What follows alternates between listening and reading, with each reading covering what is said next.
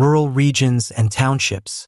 They contend that the EFF and the recently well-known uMkhonto weSizwe party, the third largest party in the nation as of the most recent elections, would benefit from such a move.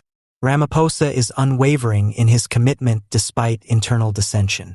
Before we continue, please kindly hit on the subscribe button. His desire to form a partnership with the DA has been reinforced by the ANC's success in the Eastern Cape province, where he was elected ANC president in 2017 and re-elected 5 years later. Ramaphosa's backers contend that this tactic is a practical way to ensure stable government, despite some ANC members in the Eastern Cape opposing it and calling it harmful to the party's future. The DA is engaged in internal discussions as the ANC's senior leadership meets to explain its position. The federal executive of the party must choose the best course of action at an all-day meeting. Even while the DA's constituents are calling for a traditional coalition with the ANC, the party seems to be moving toward the more limited alternative that requires concessions from the ANC on certain legislation, such as the newly approved National Health Insurance Act. The DA's approach will be made clear during the meeting on Sunday, and this will be important for deciding how the official negotiations between the ANC and DA will go.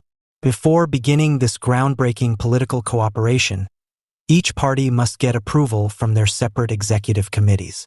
Still, the country is waiting to see how the ANC's internal discussions and the DA's decision-making will pan out. These powerful politicians' proposed alliance has the ability to completely alter South Africa's political environment by upending preconceived beliefs about party allegiance and creating a new route for government that cuts across previous divides.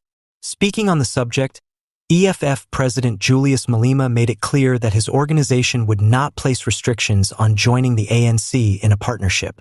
The EFF has decided not to become involved in the internal ANC leadership battles, but it is willing to collaborate with the ANC or uMkhonto weSizwe party at the provincial or national levels. The public's attention has been captured by Ramaphosa's fortitude and dedication to finding stable government solutions in the midst of hardship, even as the country waits for further advancements. South Africans continue to believe that this historic partnership will open the door to a changed political environment, offering new insight and rekindled optimism for the future. In response to inquiries from the media at the IEC Results Operations Center, ROC, ANC Chairman Ronald Lamola once again gave a candid statement. "We've never foreseen this happening, losing seats in Parliament, but it has happened now and we have to act in the country's interest, in line with the Constitution. The African National Congress, ANC, has not won an absolute majority of votes for the first time since democracy began, indicating a dramatic change in South Africa's political climate."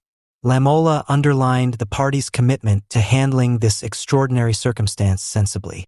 "As the ANC, we have a bigger responsibility to ensure that we engage everyone for an outcome that's in the best interest of the country," he said, reiterating the party's goal of maintaining constitutional values and fostering widespread agreement. The ANC, which has dominated South African politics since the end of apartheid, has suffered a serious setback as a result of the loss of seats. Within the party, the election results have sparked a wave of reflection and prompted discussions regarding the party's future course and leadership approach.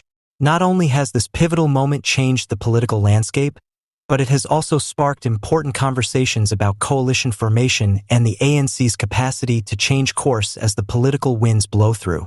The emphasis now switches to how the ANC will work with other political organizations to construct a future that represents the desire of the people and stabilizes the country as it struggles with this new reality. The seriousness of the problem and the need for methodical, constitutionally aligned answers are highlighted by Lamola's open admission of the unexpected result and his plea for inclusive involvement.